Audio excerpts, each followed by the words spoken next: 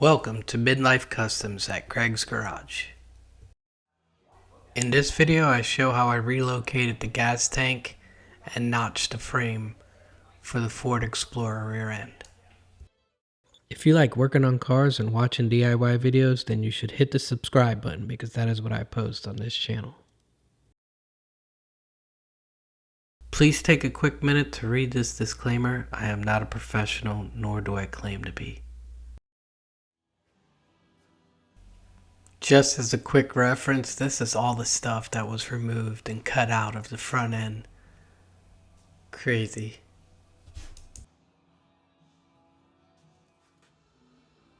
So before I start getting into what I did in the rear end, I wanted to show that I cut up a couple of brackets just to support the brackets on the lower control arms.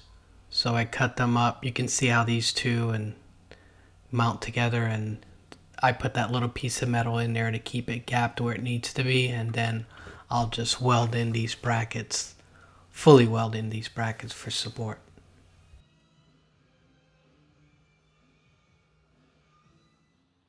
So here you can see the Explorer axle kind of mounted up. I wanted to do this just to see where everything will go, but on these I just went ahead and cut off the axle perches so that I could weld in new ones, and I'll show where they wound up being here.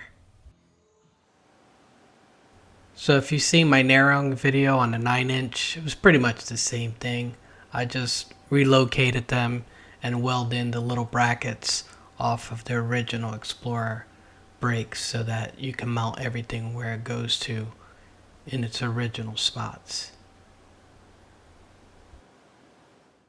One of the next things I had to do was cut all the rivets out of that support that's basically in the spot that I'm showing. And once I got that out, what I do is I flip it over and I put it towards the back so that it kind of finishes it off. And then I'll just weld some nuts on the back side of that. That way I can put some bolts through it. So I'll show how all that looks after it comes together. Another thing I did have to do was kind of notch a little piece out so that it would flip upside down and fit in there. But first, one of the big things I had to do was notch the frame where the axle would go. And what I normally use is a piece of pipe I get. It's about 4.5 inches wide, so when you cut it in half, it comes out to roughly about 2.25 inches, and it's 3/16 thick. And I'll show you what that looks like here when you cut it in half. It's pretty cool. It gives you about a 2-inch drop, and it's really solid and thick. So I'll made all that up and I'll tack it in place and make sure it's all lined up with everything. And here you can see it fits really nice. So like I said, I'll tack it up, and here you can see after I tacked it, I just wanted to make sure that everything was going to line up, and you can see it. It's just as wide as the frame.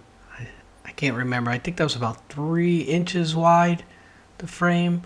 But yeah, it fits really well there. So after tacking it up, here you can see how nice it would go in, and I just wanted to make sure that I would clear the brackets for the sway bar on the rear axle. And I think it just all mounts up really nice.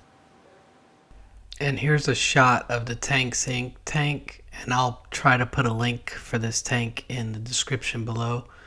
And I'll also show how I made the little frame for it to fit in. So basically what I did was I just got 1/2-inch square tubing, and I built a little rectangle frame to go around, and then I just used the holes that were there and put sheet metal screws through it. But I also cut out and build these little tabs to weld on so that it fits in the frame, and like I said, I can weld the nuts and then put the bolts through that, and it would not only hold it but kind of locate it at the same time, and I'll show what that looks like. I've done this several times and I just love using those things and I love the way it comes out. So here I show like how the bolts will go in from the back, and those are welded in, but the ones in the back I actually used that stud insert tool that I did the review on. If you've ever seen that, if not, check out that video. But here you can see how the tabs are just welded in, and then the bolt goes through them and through the frame into the nuts that I will weld to the frame.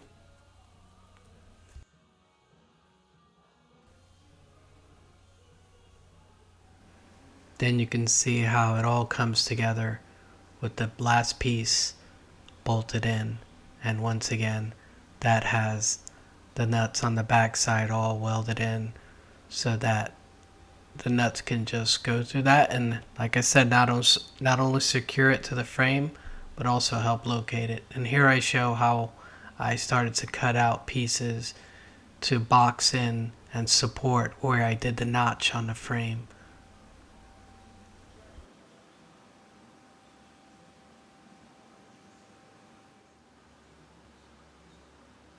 A quick shot of them final cut and fitment. I just wanted to show what they look like on both sides. It's basically, like I said, to box it in and support where I notched the frame out.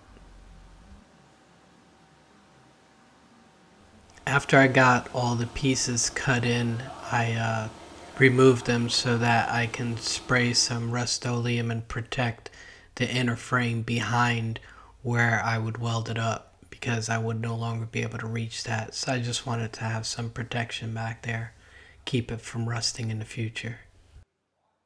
Oh, and I had to share this. This turtle was huge, and he was probably like 200 years old. And yeah, I just had to show it. He just stopped by the shop.